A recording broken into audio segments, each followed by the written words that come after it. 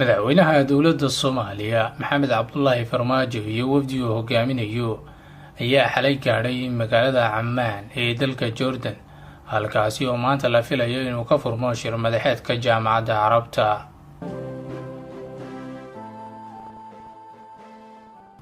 wafdiga madaxweynaha ayaa waxaa garoonka ku soo dhaweeyay mas'uuliyiin ka tirsan dowladda Jordan.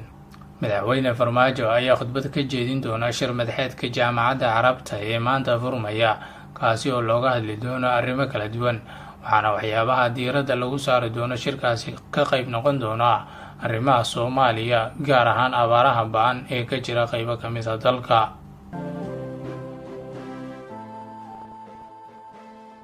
dhinaca kale, madaxweynaha ayaa la filayaa inuu dalka Jordan kula kulmo boqorro iyo madaxweyneyaal ka socda wadamada Carabta, uuna kala hadlo xoojinta xiriirka dowladda Soomaaliya ay la leeyihiin dowladahaasi iyo sidii loo gacan siin lahaa dowladda uu hogaamiyo.